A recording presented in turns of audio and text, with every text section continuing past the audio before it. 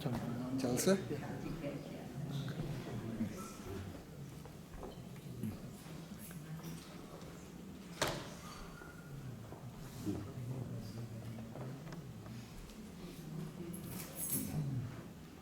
ઓમ નમો હરિહંતાણમ.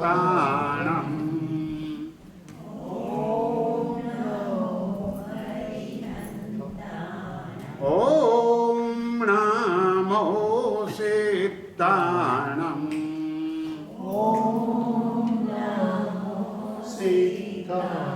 ઓમ નમો આયર્યાણમ.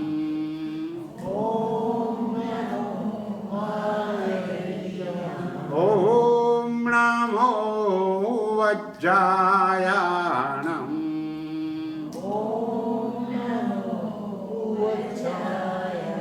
નમો લોએ સબ્બસાહૂણમ.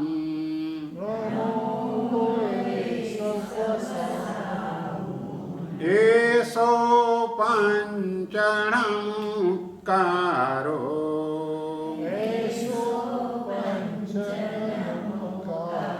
સબ્બ પાવપણાસણો.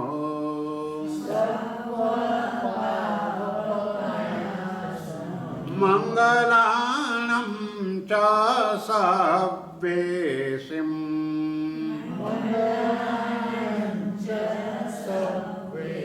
પરમં હવૈ મંગલમ.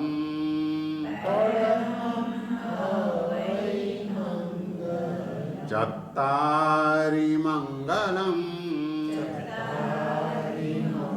હરિહંતા મંગલમ.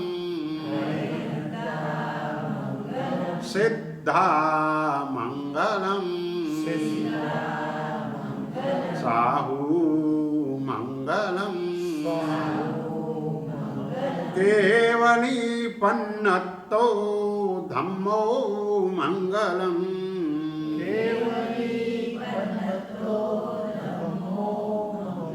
ચત્તારી લોગુત્તમા હરિહંતા લોગુત્તમા. સિદ્ધા લોગુત્તમા સાહુ લોગુત્તમા. કેવલી પન્નતો ધમ્મો લોગુત્તમો.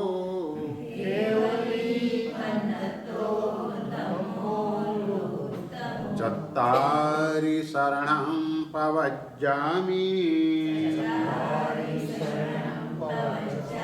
હરિહંતે શરણં પવજ્જામિ. સિદ્ધે શરણં પવજ્જામિ સાહુ શરણં પવજ્જામિ. કેવલી પન્નતં ધમ્મં શરણં પવજ્જામિ.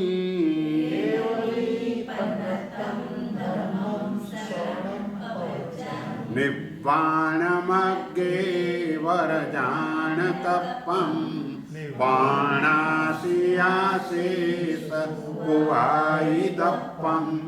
માયં જીણાણં શરણં ગુહાણં નમામિ નિત્યં તિજગપહાણં. 12 નૌકા.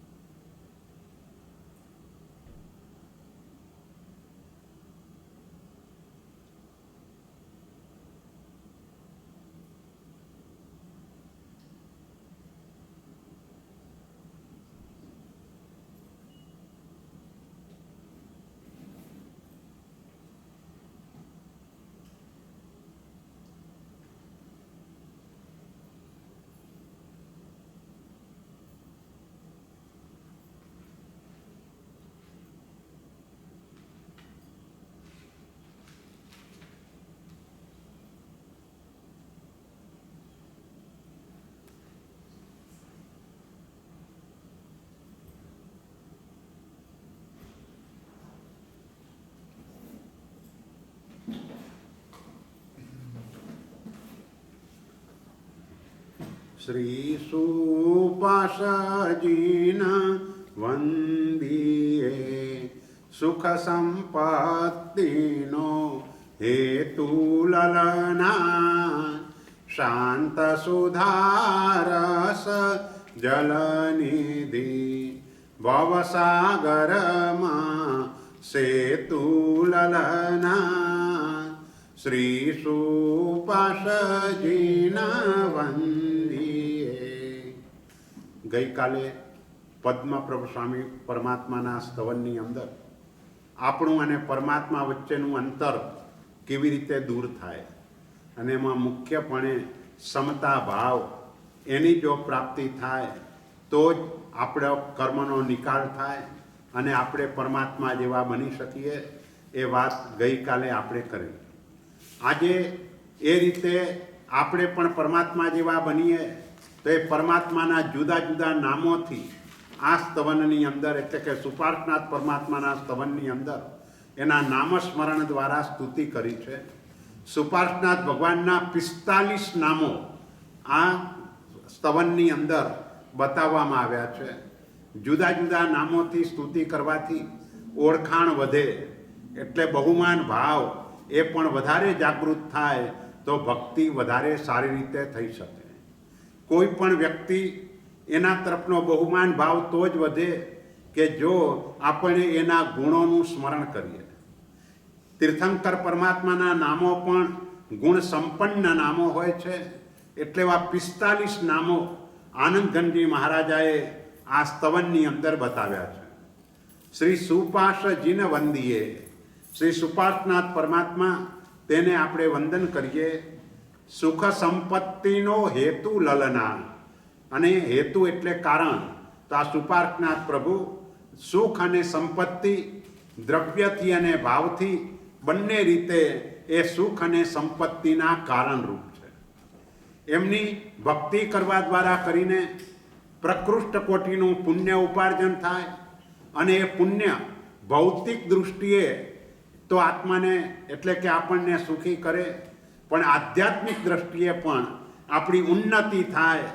કારણ કે તીર્થંકર પરમાત્માનું નામસ્મરણ એટલું પવિત્ર નામસ્મરણ છે કે જેના દ્વારા કર્મનો નિકાલ પણ થાય છે. એટલે ભક્તામર સ્તોત્રમાં આપણે બોલીએ છીએ નામા પીપાતિ ભવતો ભવતો જગંતી. એટલે એનું નામ એ પણ અત્યંત પવિત્ર છે. તો આ પવિત્ર નામ પરમાત્મા જેમ વિચરતા હોય ત્યારે પૂજ્ય ગણાય, એમ પરમાત્માનો નામ નિક્ષેપો પણ પૂજ્ય ગણાય. 4 નિક્ષેપ છે: નામ, સ્થાપના, દ્રવ્ય અને ભાવ. નામ નિક્ષેપ એટલે ઋષભદેવ, અજિતનાથ, સંભવનાથ આ રીતે બોલીએ તે નામ નિક્ષેપ કહેવાય. સ્થાપના નિક્ષેપ એમની મૂર્તિ પ્રતિમા એ સ્થાપના નિક્ષેપ, એમનો ફોટો. દ્રવ્ય એટલે એમનું પૂર્વ જીવન, એના પૂર્વ ભવો અને જ્યારે નિર્વાણ પામે તે સમયની સ્થિતિ. અને ભાવ તીર્થંકર એટલે સંવત્સરણમાં બિરાજમાન હોય તે વખતનું તેમનું વર્ણન, તે ભાવ જિનેશ્વર છે. આ સ્તવનની અંદર નામ, જુદા જુદા નામો દ્વારા સ્તુતિ કરી અને નામસ્મરણ કરવા દ્વારા પણ પ્રકૃષ્ટ કોટીનું પુણ્ય ઉપાર્જન કરી અને સુખ અને સંપત્તિ, આ સંપત્તિ બંને રીતે લેવાની, ભૌતિક દૃષ્ટિએ પણ લેવાની અને આધ્યાત્મિક દૃષ્ટિએ પણ લેવાની. પણ કઈ સંપત્તિ આધ્યાત્મિક દ્રષ્ટિએ ઉપયોગી થાય? પુણ્યાનુબંધી, પુણ્યના ઉદયથી મળેલી જે હોય તે આપણી આધ્યાત્મિક દ્રષ્ટિએ પણ ઉન્નતિ કરે. પાપાનુબંધી પુણ્ય દ્વારા પ્રાપ્ત થયેલું આપણું આધ્યાત્મિક દૃષ્ટિએ પતન કરે. એટલે આ પરમાત્માનું નામસ્મરણ પુણ્યાનુબંધી પુણ્યનું કારણ છે અને એના દ્વારા દ્રવ્ય અને ભાવ, ભૌતિક અને આધ્યાત્મિક બંને પ્રકારની સંપત્તિના કારણરૂપ એવા આ સુપાર્શ્વનાથ પ્રભુ છે. શાંત સુધારસ જલનિધિ. આ પ્રભુ શાંત સુધારસ, આપણો 9મો રસ, જે 9 પ્રકારના રસ કહેવાય એમાં સૌથી ચડિયાતો રસ તે શાંત સુધારસ. શાંત સુધા એટલે અમૃત, અમૃત રસ અથવા તો સમતાનો રસ, જેની ગઈકાલે આપણે સમતા ગુણની વાત કરેલી. તેના તે જલનિધિ એટલે કે તેના તે દરિયા છે, તેના તે સમુદ્ર છે. જલ એટલે પાણી, નિધિ એટલે ભંડાર, પાણીનો ભંડાર એટલે સમુદ્ર, એટલે કે એનો દરિયો, સમતાનો દરિયો.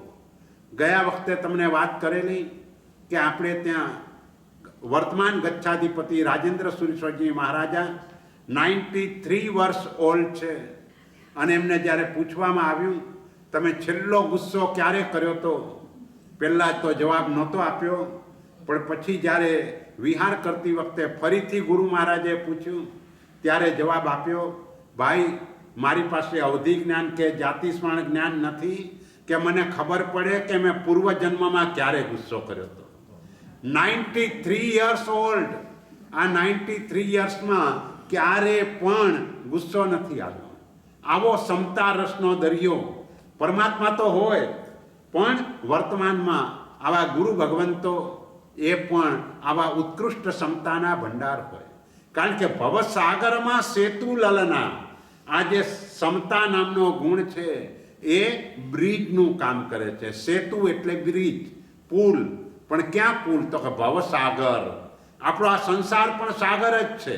સંસારને સાગરની ઉપમા એટલા માટે આપીએ છીએ કે જેમ સાગરનું પાણી તમે પીઓ, તમારી તરસ વધતી જ ચાલે, વધતી જ ચાલે, વધતી જ ચાલે, તરસ ઓછી ન થાય. એમ આ સંસારની અંદર પણ જીવોની તૃષ્ણા વધતી જ ચાલે. જે નક્કી કર્યું હોય એનાથી પણ વધારે મળે તો પણ તૃષ્ણા હજુ વધારે મળે તો સારું, હજુ વધારે મળે તો સારું, હજુ વધારે મળે તો સારું, એ રીતે ચાલુ જ રહે. એટલે જે સમતા રસના દરિયા છે એ આ ભવસાગરમાં સેતુ એટલે સમુદ્ર, આ સંસાર સમુદ્રને પાર પામવા માટે આ તીર્થંકર પરમાત્મા સુપાર્શનાથ પ્રભુ તે બ્રિજનું કામ કરે છે કે આ સંસાર સાગરના ઉપરથી આપણો પાર ઉતારી દે. પણ એ પાર ઉતારવા માટેની આપણા માટે પણ શરત આ જ છે જે વાત ગઈકાલે આપણે વિસ્તારથી કરેલી કે સમતા. બસ આના સિવાય કોઈ ઓપ્શન જ નથી. કર્મ ખપાવવા માટે આ એક જ ઓપ્શન છે.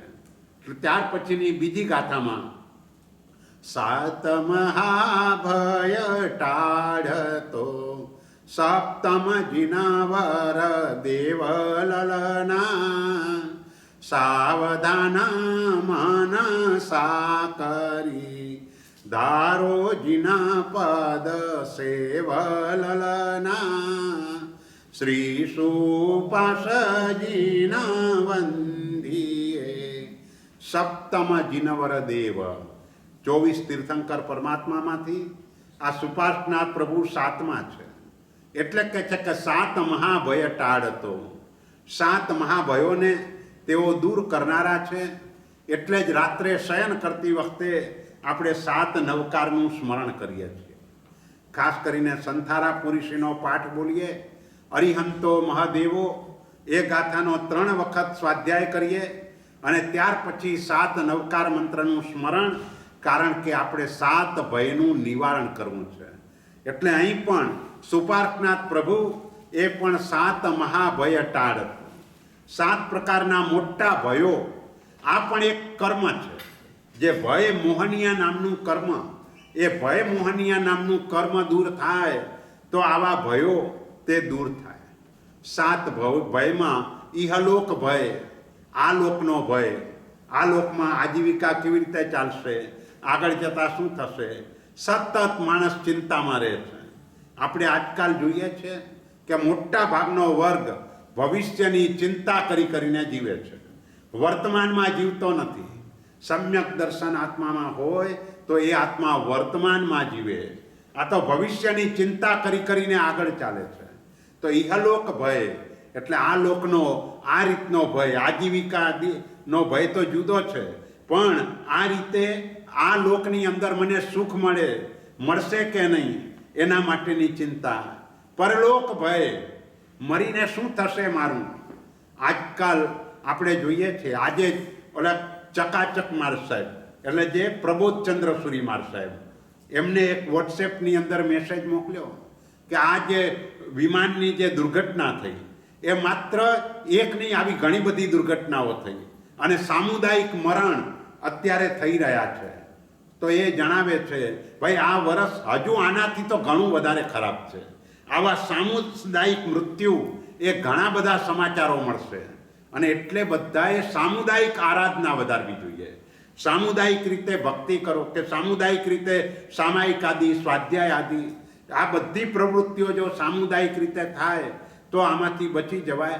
પણ આપણે વાત એ કરવી છે પરલોકના ભયમાં કે જ્યારે આવી દુર્ઘટના બને એવા સમયે મોટા ભાગના જીવો દુર્ગતિમાં ચાલ્યા જાય.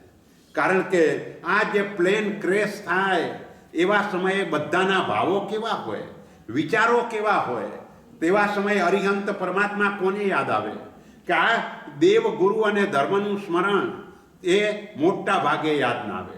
જીવ બચાવવા માટેના બધા જ પ્રયત્નો થતા હોય એટલે એ જે દુર્ધ્યાન છે એ દુર્ધ્યાન આત્માને દુર્ગતિની અંદર લઈ જાય. એટલે આવા પ્રકારના મરણો એ પણ ગમે ત્યારે ગમે તે કંઈ ઘટના બની શકે. જે પણ આપણી જે અર્થક્વેક વગેરે પણ કુદરતી આપત્તિઓ છે એમાં પણ મોટા ભાગે દુર્ધ્યાનો વધારે થતા હોય છે. એટલે પરલોકનો ભય એ પણ માણસને સતત રહ્યા કરે છે. હવે મારું શું થશે, હું ક્યાં જઈશ, આવા જે વિચારો જે છે એ કોને આવે છે તો કે જેણે જીવનમાં ધર્મ નથી કર્યો એ જીવને આવા પ્રકારના વિચારો આવ્યા કરે. જેણે ધર્મ કર્યો છે એ તો નિશ્ચિંત છે, એને ખાતરી છે કે મને ગતિ સારી જ થવાની છે. પણ આ મોટા ભાગના વર્તમાનકાલીન જે જીવો આ ચિંતામાં કહો અથવા તો બીજી રીતે જે અર્થ પુરુષાર્થ જે રીતે આજના દિવસે થઈ રહ્યો છે, જે 15 કર્માદાનનો વ્યવસાય કર્યા વિના મોટા ભાગે સંપત્તિની પ્રાપ્તિ ન થાય, દેખીતી રીતે 15 કર્માદાન ન પણ દેખાતા હોય તો પણ જ્યાં ઇન્વેસ્ટમેન્ટ હોય ત્યાં આ હિંસાઓ વગેરે થતી હોય અને એનાથી પણ કર્મના આશ્રવ વધારે થતા હોય છે. એટલે પરલોકનો ભય એ પણ લોકોને રહ્યા જ કરે. આદાન ભય, લોકો મારું માનતા કેમ નથી, સાંભળતા કેમ નથી, આ બધી ચિંતા, એ રીતે વસ્તુ મને મળશે કે નહીં એના માટેનો ભય, આદાન ભય, અકસ્માત ભય, કોઈ પણ વખતે આવા અકસ્માતો થાય એની પણ ચિંતા રહે. અપયશ ભય, હું આ કાર્ય કરું પણ લોકો મારી ટીકા તો નહીં કરે ને એનો ભય. આજીવિકાનો ભય, મારી આજીવિકા બરાબર ચાલશે કે નહીં. અને છેલ્લે મરણનો ભય. આ મરણનો ભય બહુ મોટો ભય છે જે હોવો જ ન જોઈએ. કારણ કે મરણ પ્રકૃતિ છે, મરણનો ભય કદાપી ન હોય. જૈનને જન્મનો ભય હોય, મરણનો ભય ન હોય. કારણ કે જન્મ એ કર્મના કારણે થાય છે. કર્મથી મુક્તિ થઈ જાય પછી જન્મ ધારણ નથી કરવો પડતો. પણ આપણે ઉલટું જન્મથી ડરવાના બદલે મરણથી ગભરાઈએ છીએ. એ મરણનો ગભરાટ એ પણ એટલા માટે છે કે પરમાત્માની આજ્ઞા મુજબનું જીવન જીવ્યા નથી, માટે મરણનો ભય છે. સાધુને મરણનો પણ ભય ન હોય. કારણ કે જીવન એટલું સુંદર મજાનું જીવે છે, નિષ્પાપ જીવન. એટલે ખાતરી છે કે ભાઈ મારે અહીં પછીની કોઈ ચિંતા કરવાની જરૂર નથી. જે પણ મળશે તે શ્રેષ્ઠ જ પ્રાપ્ત થવાનું છે. એટલે આ રીતે આ 7 પ્રકારના ભયો, એ 7 પ્રકારના ભયનું નિવારણ કરનારા એવા શ્રી સુપાર્થનાથ ભગવાન. જો કે દરેક ભગવાન 7 ભયનું નિવારણ કરે.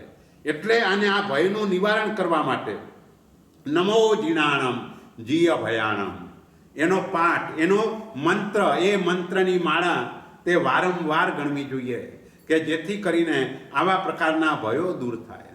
અને આપણે ત્યાં મહાપુરુષોએ આ ભય મોહનીય કર્મને દૂર કરવા માટે કેવા પ્રકારના પુરુષાર્થો કર્યા છે. એક મહાત્મા સિંહની ગુફા પાસે 4 મહિના કાયોસર્ગ ધ્યાનમાં ઊભા હતા.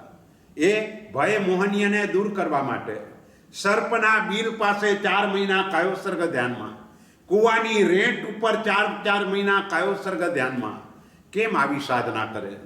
ભય મોહનીય નામનું કર્મ એ દૂર થઈ જાય, અભય એની પ્રાપ્તિ થાય, નિર્ભયતાની પ્રાપ્તિ થાય. એટલે આપણાથી નિર્ભયતાની પ્રાપ્તિ કોઈને ન થાય, કારણ કે આપણે અભય નથી આપતા. તીર્થંકર પરમાત્મા અભય દયાણમ છે. માટે તીર્થંકરના બધા જ જીવો ત્યાં નિર્ભય છે. કોઈને પણ તીર્થંકર પરમાત્મા તરફથી ભય નથી. હા, તીર્થંકર પરમાત્માના અતિશયના કારણે દેવો ઢીંચણ પ્રમાણ પુષ્પની વૃષ્ટિ કરે અને તો પણ આશ્ચર્ય એક પણ પુષ્પના જીવને લેશ માત્ર પણ કિલામણા ન થાય. એટલે પરમાત્મા એના કારણે આ જીવો પણ બધા નિર્ભય બની જાય. અબકાયમાં પણ ન અતિવૃષ્ટિ થાય ન અનાવૃષ્ટિ થાય. સુવર્ણ કમલ એની મેળે આગળ ચાલે. તો આ બધા પરમાત્માના અતિશયો છે. અને આ પરમાત્માના અતિશયોની અંદર આ રીતે આ બધા જ ભયોનું નિવારણ આવી રીતે થઈ શકે. એટલે આપણે નમો જીણાણમ જીય ભયાણમ એની માળા ગણી શકીએ. મરણનો બિલકુલ ડર રાખ્યા વગર જે પણ શ્રાવક જીવન આપણે જીવી રહ્યા છીએ, તો શ્રાવક જીવન પણ બરાબર પરમાત્માની આજ્ઞા મુજબ જીવન જીવવાનો પુરુષાર્થ કરીએ, પ્રયત્ન કરીએ તો નિશ્ચિંત રહેવાય. પણ આજકાલ લોકો ચિંતા એ જ આર્ત ધ્યાન છે અને એ ચિંતામાં મૃત્યુ થાય તો પણ જીવ તિર્યંચ ગતિની અંદર ચાલ્યો જાય છે. એટલે એ રીતે પણ આપણે સાવધ બની જવાનું છે. એટલે કે સાવધાન મનસા કરી ધારો જીનપદ સેવલલના. એટલે તમે મનથી સાવધાન બની જાઓ કે ભાઈ આ રીતે એક પણ ભય એ આપણે રાખવા જેવો નથી. આખરે બધું આપણા કર્મ પ્રમાણે જ બનવાનું છે. આપણે ડરવાનું કોનાથી? અને જે પણ કર્મ પ્રમાણે બનવાનું છે, કર્મ ઉપાર્જન કરનાર આપણે પોતે જ છીએ. આપણે જ જેને ઇન્વિટેશન આપ્યું છે એ જ આવવાના છે. તો પછી એનો ભય તે આપણને હોવો ન જોઈએ. એટલે આ રીતે સાવધાન મનસા કરી તમે મનથી સાવધાન થઈ ધારો જીનપદ સેવલલના. જીનેશ્વર પરમાત્માના ચરણની સેવા એ રીતે તમે કરો કે જેથી કરીને આ બધા જ પ્રકારના ભયોનું જીવનમાંથી નિવારણ થઈ જાય. હવે પછી એમના નામની શરૂઆત કરે છે. 45 નામ અહીં સુપાર્થનાથ પરમાત્માના બતાવ્યા છે.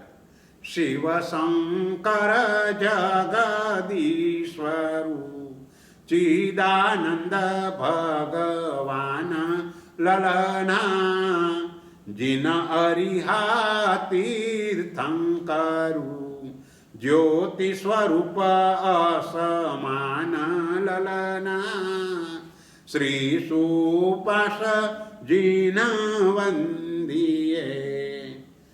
ભગવાન તમે શિવ છો. આમ અહીંયા બ્રહ્મા, શિવ આ બધા જ ભગવાનના પણ નામો છે. શિવનો અર્થ થાય ઉપદ્રવ રહિતપણું. આપણે નમુત્થુણામ સૂત્રમાં બોલીએ છીએ શિવ મયલ મરુવ મણંત, ત્યાં પણ શિવ શબ્દ છે. શિવ એટલે ઉપદ્રવ રહિતપણું. સંસારના બધા જ સુખો ઉપદ્રવવાળા છે. અહીં કને પરમાત્માનું નામ એવું છે કે નામ સ્મરણ કરવા માત્રથી પણ બધા જ ઉપદ્રવોનું નિવારણ થઈ જાય. કોઈ પણ મહાપુરુષ એનું શ્રદ્ધાપૂર્વક તમે નામ સ્મરણ કરો એટલે આ બધા ઉપદ્રવો તે દૂર થઈ જાય. એક વખતે શશિકાંતભાઈ મહેતાએ કલાપૂર્ણ સુરી મહારાજ સાહેબને પૂછેલું, ભાઈ પન્યાસજી મહારાજ તો ગયા, હવે શું કરવાનું, અમારે કોની પાસે જવાનું? તો તે વખતે કલાપૂર્ણ સુરી મહારાજ સાહેબે જવાબ આપેલો કે તમે એમના નામની માળા ગણો. એમના નામની માળા ગણશો એટલે ઓટોમેટિક તમને માર્ગ મળશે. એટલે મહાપુરુષોના નામો જ એવા પવિત્ર હોય છે. મહાપુરુષોના નામો પણ જ્યારે વારંવાર બોલાય ત્યારે મંત્ર સ્વરૂપ બની જાય છે. જેમ ગૌતમ સ્વામીનું નામ ભગવાન મહાવીરના મુક્તિ વારંવાર બોલાતું હતું તો ગૌતમ શબ્દ જ મંત્ર બની ગયો. બસ એવી રીતે આ મહાપુરુષોના પણ નામો વારંવાર સ્મરણ કરાય એટલે એ નામ મંત્રનું કામ કરે. કોઈ પણ આવા ઉત્તમ મહાત્મા જેનું ચારિત્ર વર્તમાન કાળની અંદર પણ અતિ વિશુદ્ધ ચારિત્રવાળા જે મહાપુરુષો હોય એ મહાપુરુષોનું પણ નામ સ્મરણ કરવા માત્રથી બધા જ ઉપદ્રવો દૂર થાય છે. આ તો તીર્થંકર પરમાત્મા છે, એ તો સર્વગુણ સંપન્ન છે. એટલે એનું નામ સ્મરણ કરવાથી ઉપદ્રવો દૂર થાય એમાં કોઈ જ આશ્ચર્ય નથી. સહજ રીતે જ આ બધું થતું હોય છે. આપણું એ તત્પ્રતિરોધક જે કર્મ છે એ કર્મ જ ખસવા લાગે છે અને કર્મ દૂર થતાં જ ઉપદ્રવનું પણ સાહજિક નિવારણ થાય છે. એટલે પરમાત્માનું આ એક નામ શિવ એટલે ઉપદ્રવ રહિત અવસ્થા. બીજું નામ કયું? શંકર. તમે શંકર છો. સમ એટલે સુખ. જે સુખને કરનારા હોય ને શંકર કહેવાય. આપણે ભક્તામરમાં બોલીએ છીએ, ત્વમ શંકરોષિ ભુવનત્રય શંકરત્વાत्. તમે ત્રણેય લોકના જીવોને સુખ આપનારા હોવાના કારણે તમે શંકર છો. એટલે આ ભગવાન પણ શંકર છે, કારણ કે આ ભગવાન બધા જ જીવોને સુખ આપે છે. કોઈને એમ પ્રશ્ન થાય, ભાઈ ભગવાન તો વિતરાગ છે, ભગવાન ક્યાંથી આપે? ભગવાન આપે છે એનો અર્થ એ કે ભગવાનનું જે નામસ્મરણ થાય એના દ્વારા જે પુણ્ય બંધાય એ પુણ્યથી મળે. એટલે ભગવાનથી જ મળ્યું કહેવાય, કારણ કે નિમિત્ત પરમાત્મા બન્યા. એ પરમાત્માના નામસ્મરણના નિમિત્તથી આ લાભ થયો. એટલે એ દૃષ્ટિએ આપણા પ્રત્યેક અરિહંત પરમાત્માઓ તે શંકર પણ છે કે ત્રણેય જગતના જીવોને સુખ આપનારા છે.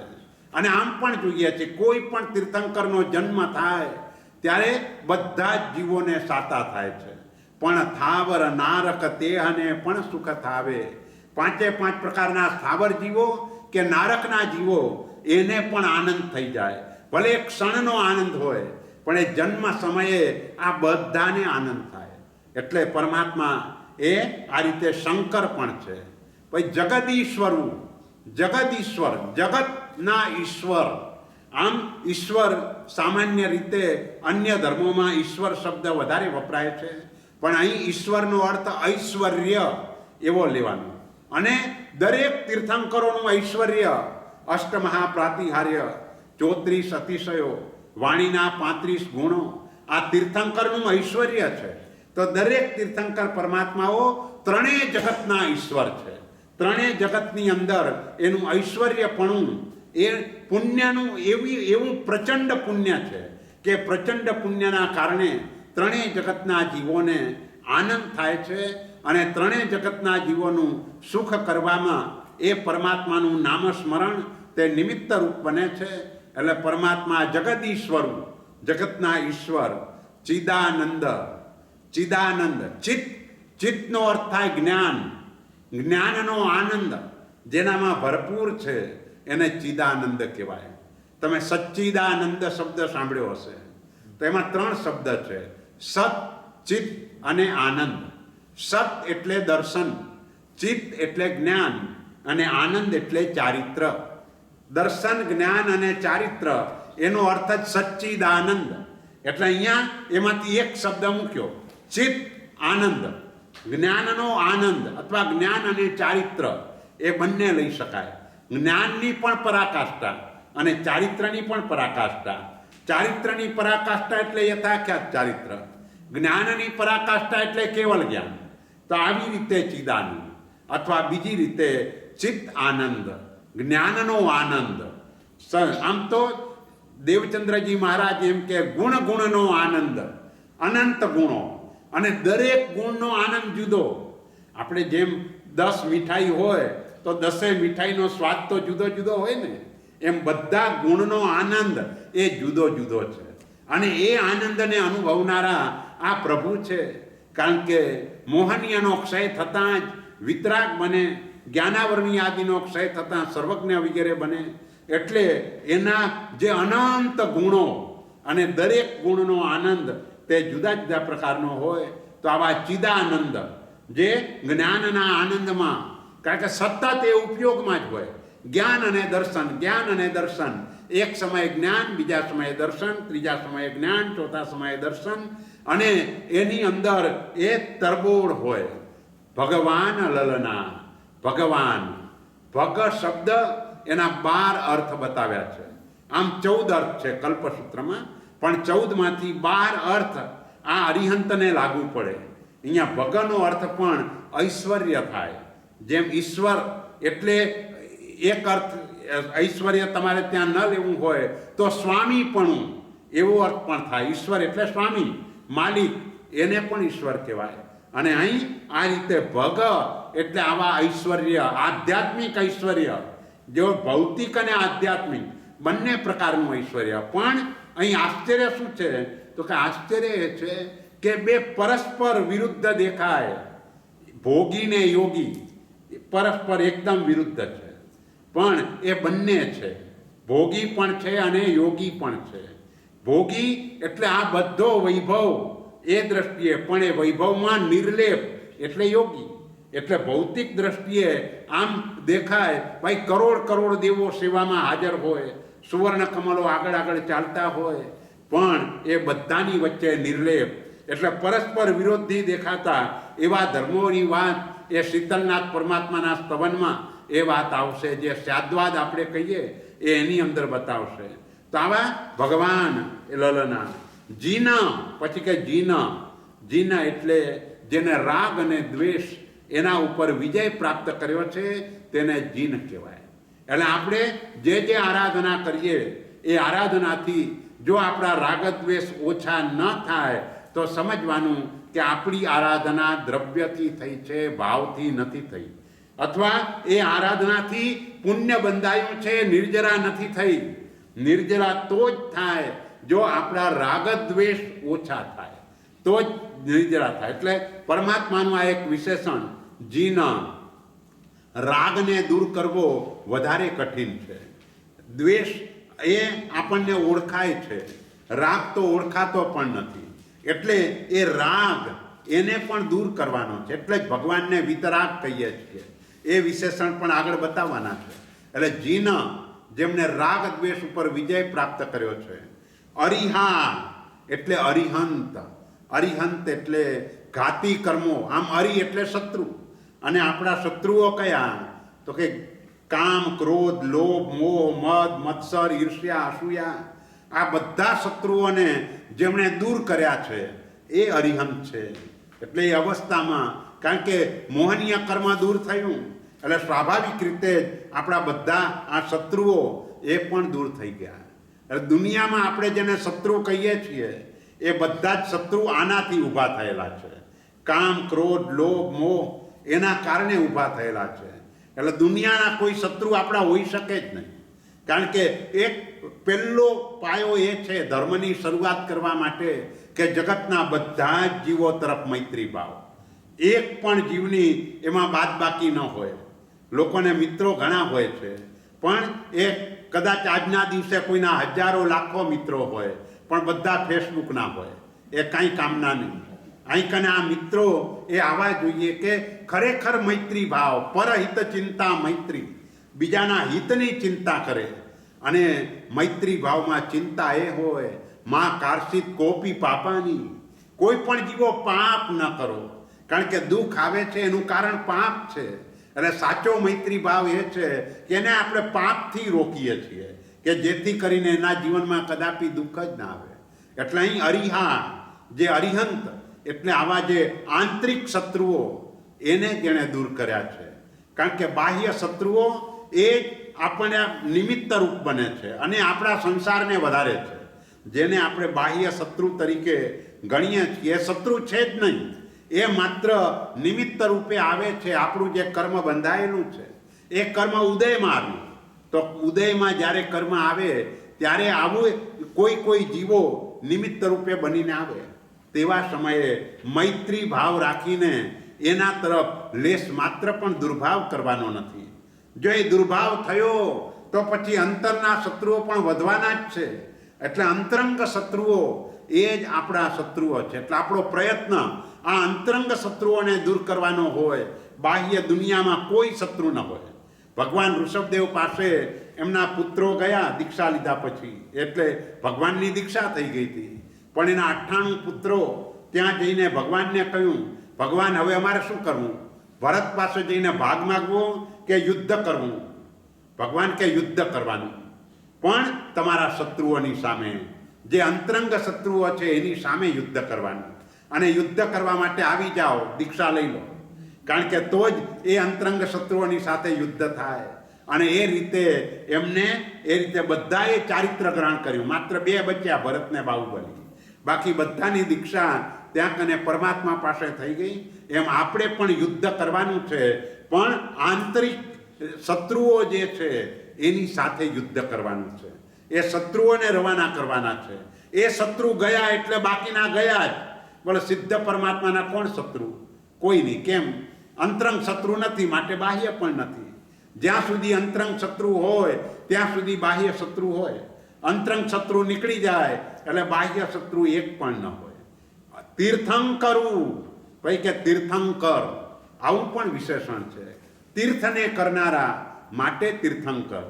અને આ નામ કર્મ એક એવા પ્રકારનું છે કે પ્રકૃષ્ટ કોટીના ભાવો સવી જીવ કરું શાસન રસી, અને સાથે સાથે વિશેષમાંથી એકાદ પદની પણ ખૂબ ભક્તિપૂર્વકની આરાધના એના દ્વારા આ કર્મ બંધાય.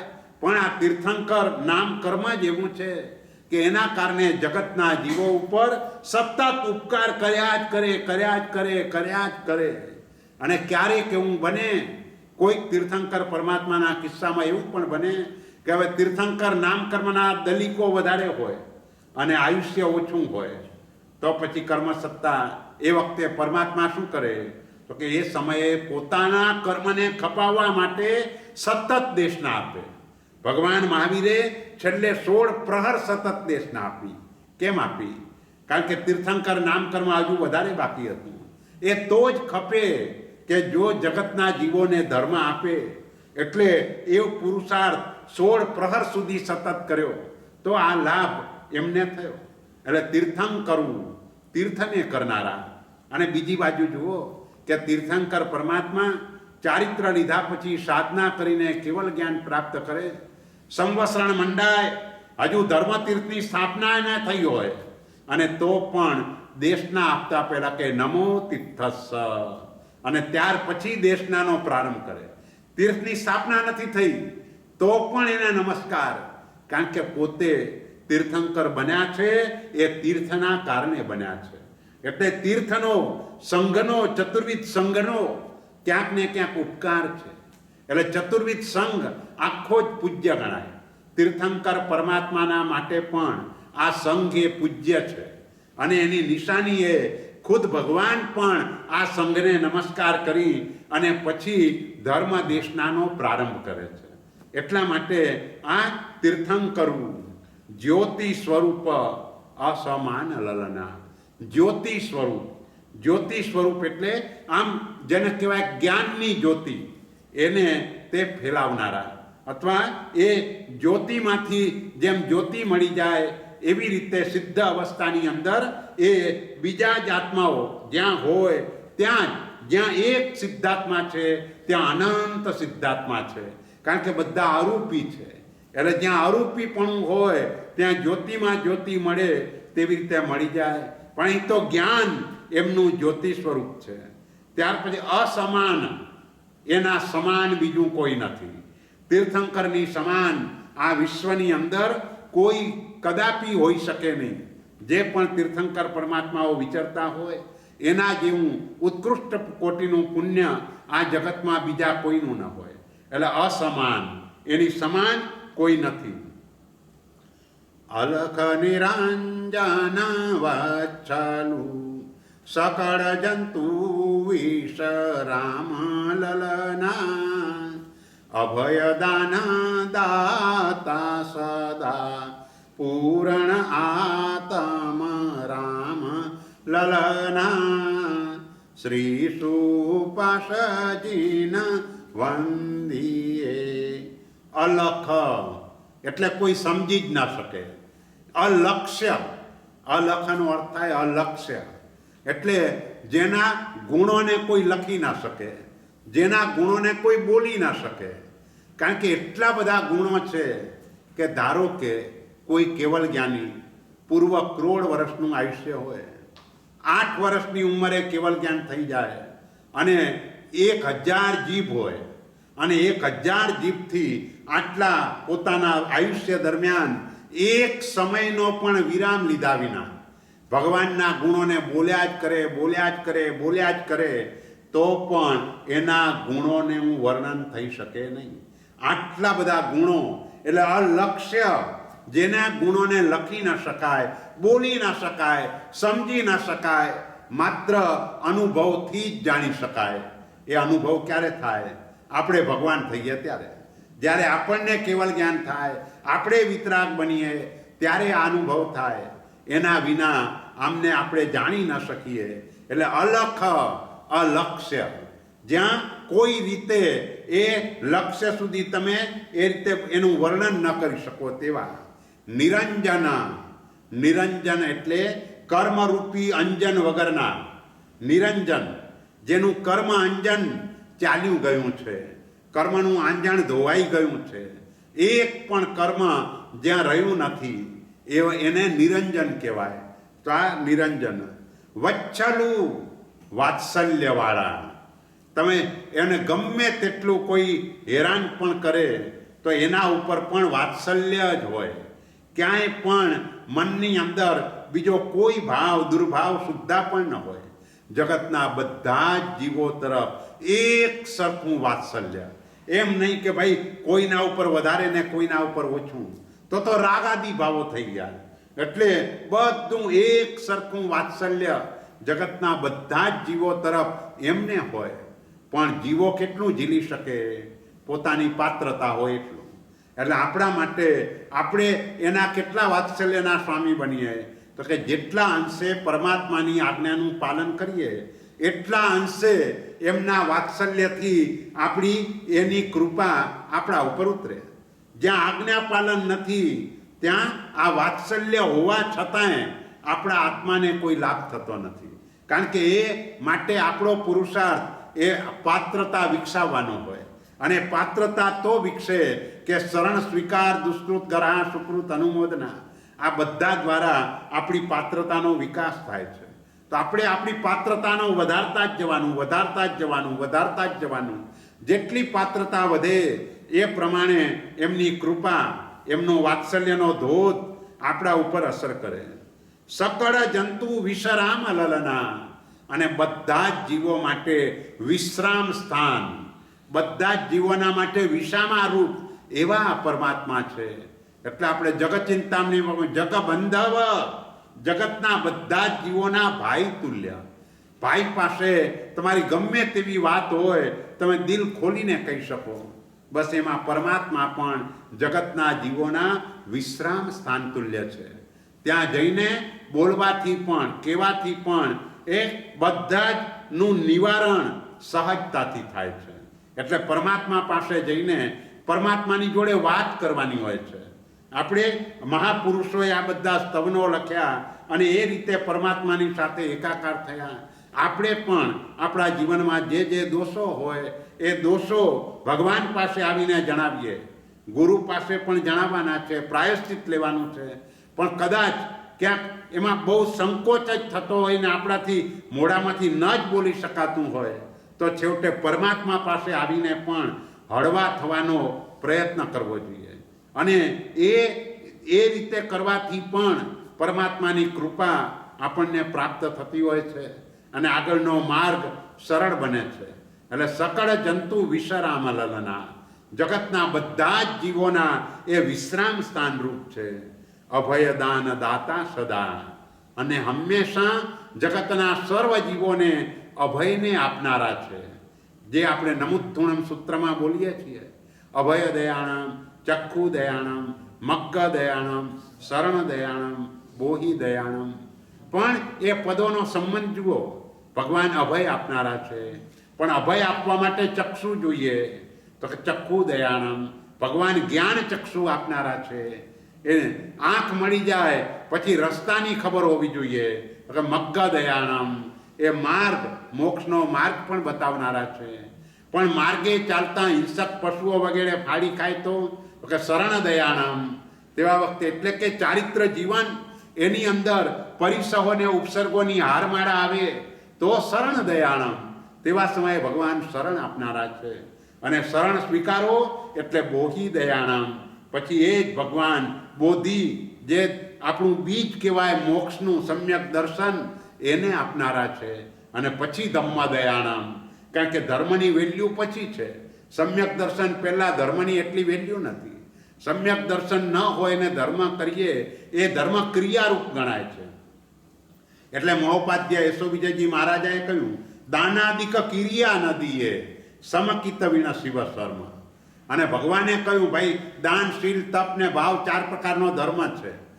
ભગવાન ધર્મ કે, મહોપાધ્યાયજી કે ક્રિયા. કેમ ભાઈ? કારણ શું? એ ક્રિયા શબ્દ કેમ વાપર્યો?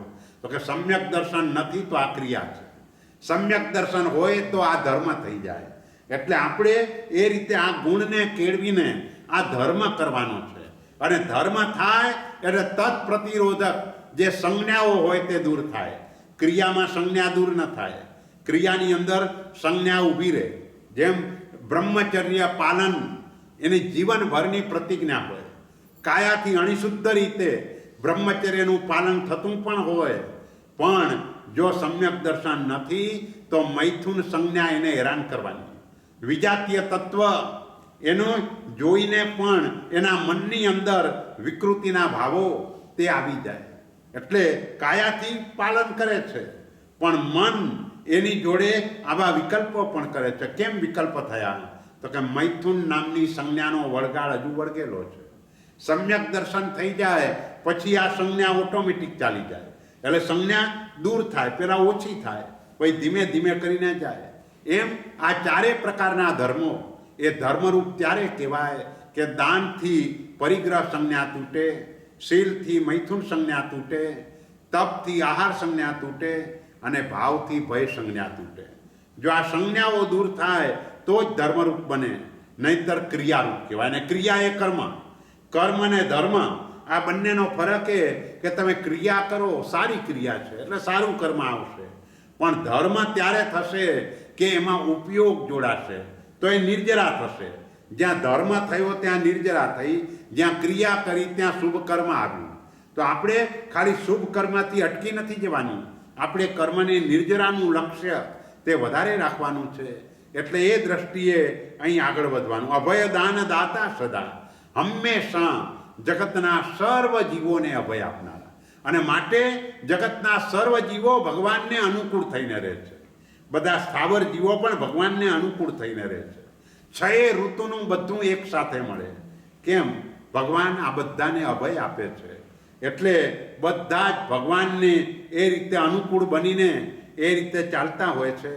પૂર્ણ આત્મ રામ લલના, અને આત્મ રામ એટલે પોતાના આત્મામાં રમણતા કરવી, પોતાના આત્મામાં આરામ કરવો.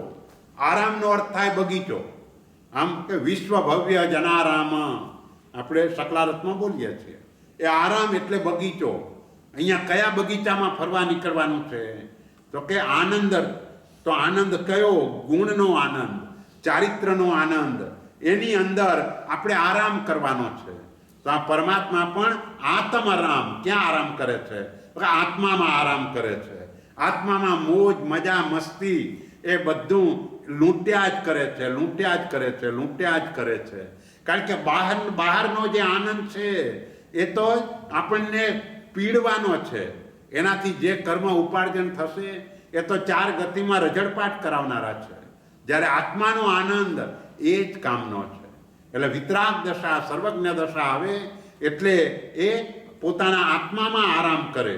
એટલે પૂર્ણ આત્મ રામ લલના, વિતરાગ મદ કલ્પના, રઈ અરઈ ભય સોગ લલના, નિદ્રા તંદ્રા દુર્દશા, રહિત અબાધિત યોગ લલના, શ્રી સુપાસજીના વંદીએ. વિતરાગ જેનો રાગ ચાલ્યો ગયો છે. 10મા ગુણસ્થાનક પછી વિતરાગતા આવે. 10મા ગુણસ્થાનક સુધી સરાગ દશા હોય, કારણ કે લોભ નામનો કસાય 10મા ગુણસ્થાનકે છે. એટલે ત્યાં સુધી ઈચ્છાઓ રહેવાની, ત્યાં સુધી રાગ દશા પણ રહેવાની. એટલે આપણે વર્તમાનમાં જે અપ્રશસ્ત રાગ છે એને પ્રશસ્તમાં લઈ જવાનો. જે સંસાર ઉપરનો જે રાગ છે એને તોડીને દેવ, ગુરુ અને ધર્મ એના તરફનો રાગ ઊભો કરવાનો. અને એ પણ સુદેવ, સુગુરુ અને સુધર્મ, એ રીતે રાગ આપણે લઈ જવાય. એટલે શરૂઆતમાં અશુભમાંથી શુભમાં આવવાનું, અપ્રશસ્તમાંથી પ્રશસ્તમાં આવવાનું. કારણ કે રાગ ચાલ્યો નથી જવાનો. રાગ અત્યારના આપણું જે આ ભરત ક્ષેત્રને વર્તમાન કાળ 7 ગુણસ્થાનકથી વધારે આગળ જવાના નથી. એટલે રાગ પણ જવાનો નથી, રાગ તો રહેવાનો જ છે. તો હવે આપણે રાગ કયો કરવાનો? તો કે દેવ, ગુરુ અને ધર્મ. બસ એના ઉપરનો રાગ વધારતા જ જવાનું, વધારતા જ જવાનું, વધારતા જ જવાનું. પણ એ દ્રષ્ટિરાગ ન હોવો જોઈએ. રાગ ખરો પણ દ્રષ્ટિરાગ નહીં. દ્રષ્ટિરાગ એટલે શું છે? ચોક્કસ વ્યક્તિ તરફનો રાગ હોય, એનોય વાંધો નથી. પણ વાંધો ત્યાં છે કે એના સિવાયના બધામાં એને ગુણ દેખાય જ નહીં, દોષ જ દેખાય. અને આ બાજુ એક જ જગ્યાએ ગુણ દેખાય તો એ ન ચાલે. બધી જગ્યાએથી ગુણ દેખાવા જોઈએ. એટલે દૃષ્ટિરાગ ન જોઈએ, પણ ધર્મ તરફનો રાગ, ગુરુ તરફનો રાગ. ગુરુ જેટલા સદગુરુ હોય એ બધા તરફ રાગ હોય. જેટલા પણ સદગુરુ હોય એ બધા તરફ એના ઝૂકી જતો હોય. બધા જ સદગુરુ માટે શક્તિ પ્રમાણે એ વ્યાવચ વગેરે પણ એ રીતે કરતો હોય, કરવાની ઈચ્છાવાળો હોય. ભલે એ બધે પહોંચી ન શકે, પણ અંદરના ભાવમાં તો એ જ હોય કે જે પણ મારા આત્માની ચિંતા કરે, જે મને મોક્ષે પહોંચાડવાના છે, એના માટે મારાથી જેટલી પણ ભક્તિ થાય એ ભક્તિ મારે કરવી જોઈએ. તો એવો ભાવ દરેક સદગુરુ તરફ જો એ રીતે હોવો જોઈએ. અને દેવ એટલે અરિહંત પરમાત્મા, દરેક પરમાત્મા અને દરેક પરમાત્મા તરફનો એક સરખું. તો હવે અહીંયા શું થાય? જ્યારે આત્મામાં સમ્યક દર્શન ગુણ હોય તેવા સમયે એ આત્મા શત્રુંજય મહાતીર્થના ઋષભદેવ પરમાત્માના દર્શન કરે, ગિરનાર તીર્થના નેમિનાથ પ્રભુના દર્શન કરે, શંખેશ્વર પાટનાથના દર્શન કરે, કે અહીં રહેલા પંચ ધાતુના ભગવાન એના દર્શન કરે. બધામાં અરિહંતપણું એક સરખું જ દેખાય. આર્હંત્યમ પ્રણિદત્મહે. આપણે અરિહંતપણાનું ધ્યાન ધરવાનું છે. આપણે કોઈ શત્રુંજયના આદિનાથ એટલે એ વધારે ચડિયાતા અને અહીં રહેલા ભગવાન એ ઓછા, એવું નથી. બધામાં અરિહંતપણું એક સરખું જ છે. પણ આજકાલ આપણા બધાની સિચ્યુએશન એ છે કે આવા તીર્થોમાં જઈએ છીએ ત્યાં આપણો ઉલ્લાસ વધે છે. એટલે એનો અર્થ એ કે આપણે બધા જ અરિહંત પરમાત્મા તરફ આ ઉલ્લાસ હોવો જોઈએ. પણ નથી એટલે એનો અર્થ આ એ થયો કે આપણું અરિહંતપણું જોવાની આપણી ખામી છે. બધામાં અરિહંતપણું એક સરખું જ હોય. બધા માણસમાં માણસાઈ હોય પણ ખરીને ન પણ હોય, પણ બધા જ અરિહંતમાં અરિહંતપણું હોય ને હોય. બધા જ સિદ્ધ પરમાત્મામાં સિદ્ધપણું હોય ને હોય. એટલે આપણે એ અરિહંતપણું એના દર્શન કરવાના છે, એ જોવાનું છે. એટલે આર્હંત્યનું ધ્યાન ધરવાનું છે. તો અહીં આર્હંત્ય એ જોઈએ. એટલે આવું જ્યારે થઈ જાય ત્યારે તમે કોઈ પણ ભગવાનના દર્શન થાય એમાં તમારો આનંદ તે હિલોડે જ ચડતો હોય. એટલે આ રીતે અરિહંતપણું એના દર્શન કરવાના. એટલે અહીં વિતરાગ. તો આવી રીતે વિતરાગ અવસ્થા એટલે પ્રશસ્ત રાગ. બસ એટલે અત્યારે આપણે દેવ, ગુરુ અને ધર્મ એના તરફના રાગને વધારતા જવાનું. એટલે હવે શું તો કે એટલે એમની આજ્ઞાનું પાલન વધારતા જવાનું. રાગ તો જ થયો કહેવાય કે તમે એની આજ્ઞાનું પાલન કરો. ખાલી 2-4 કલાક ભગવાનની ભક્તિ કરો પણ આજ્ઞા પાલન જીવનમાં હોય જ નહીં તો એ ભક્તિથી એવો લાભ ન થાય. હા, ચોક્કસ અમુક બાબતમાં આપણી શક્તિ ન હોય, આજ્ઞા પાલન ન થાય, પણ મનમાં ખેદ તો હોવો જ જોઈએ. આ જ કરવા યોગ્ય છે, મારાથી નથી થતું, એનું દુઃખ એ જો સતત રહ્યા કરે તો પણ ચાલે. એટલે આ રીતે પ્રશસ્તમાં જવાનું.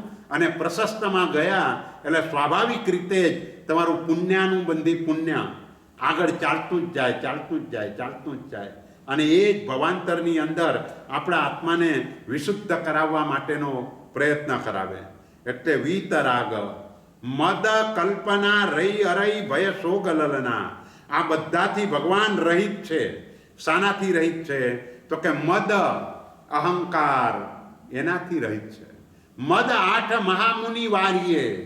8 પ્રકારના મદ આપણે કહીએ છીએ. જે પણ મદ કર્યો એ મદમાં કર્મસત્તા એ બાબત ના આપે.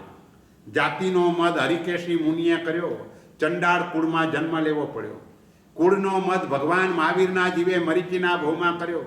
16મા ભવ સુધી ભગવાન જ ન મળ્યા. બધે ત્રિદંડીપણું એ રીતે જ પ્રાપ્ત થતું ગયું.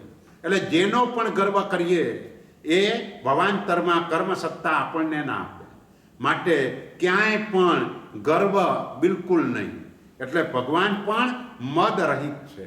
એક પણ પ્રકારનો મદ, એક પણ પ્રકારનો અહંકાર એમનામાં નથી. એટલે આપણે મોટાઈ નથી કરવાની, પણ મહાનતા એના માટેનો પ્રયત્ન ચોક્કસ કરવાનો છે.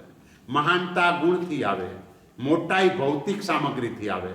આપણે મોટા નથી બનવું, આપણે મહાન બનવું છે. અને મહાન બનવા માટે ગુણ વૃદ્ધિ જેટલી થયા કરે એ ગુણ વૃદ્ધિ એ કર્યા કરવાની છે. તો આ મદ રહિત, આઠમાનો એક પણ પ્રકારનો અહંકાર, નહીં જાતિનો, નહીં કુળનો, નહીં બળનો, નહીં લાભનો, નહીં ઐશ્વર્યનો, નહીં શ્રુતનો, આવો કોઈ પણ પ્રકારનો અહંકાર એમનામાં ન હોય. એટલે મદ રહિત. એવી રીતે કલ્પના, આ કલ્પના એ તો કેટલાય વિકલ્પના જાળા ઊભા કરી દે. મનની અંદર કંઈક કલ્પના કરો એટલે શું થાય, પછી એને મેળવવાની ઈચ્છા થાય. હવે એને મેળવવા માટે કેવા કેવા પ્રકારના પ્રયત્નો કરવા, એ બધું પ્લાનિંગ થાય. આ બધું જ મનમાં ચાલે. હવે પ્લાનિંગ કરવું હોય તો શાનું કરાય? પ્લાનિંગ કરવું જોઈએ તો મોક્ષમાં જવાનું પ્લાનિંગ કરાય. આ દેશની અંદર લોકો આ બધા એન્જિનિયરો ને બધા ઘણા બધા પ્લાનિંગ કરે છે, પણ આત્માનું પ્લાનિંગ કોણ કરે છે? અહીં આત્માનું પ્લાનિંગ કરવાનું છે. પહેલાં તો બધા પ્લાનિંગ કલ્પના છે, અને એ કલ્પનાથી તમે ચાલો છો.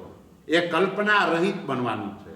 અહીં મોક્ષનું પ્લાનિંગ, મારે શીઘ્ર મોક્ષમાં પહોંચવું છે. કેમ જલ્દી પહોંચાય? એનો ટૂંકો રસ્તો કયો? કે મારે આ ભવ ભ્રમણ ન કરવું પડે, એ હું કેવી રીતે કરી શકું? એનું ચિંતન, એનું મનન, અને એ રીતે આગળ વધવાનું છે. એટલે વીતરાગ મદ કલ્પના, રઈ અરઈ ભય શોક લલના, આ બધાથી રહિત.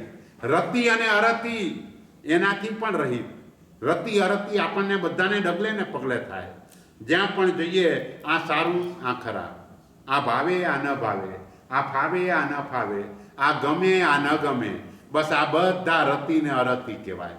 અને આ જે રતિ અને અરતિ છે એ જ આગળ જઈને રાગ દ્વેષ રૂપે પરિણામ પામે. રતિ રાગ રૂપે પરિણામ પામે, અરતિ દ્વેષ રૂપે પરિણામ પામે. અને આ ગ્રંથિ અનાદિકાલીન છે, કારણ કે દરેક ભવમાં આ જ કામ કર્યું છે. કીડી તરીકે ગયા તો સાકરની પાછળ ગયા, અને મકોડા તરીકે ગયા તો ગોળની પાછળ ગયા.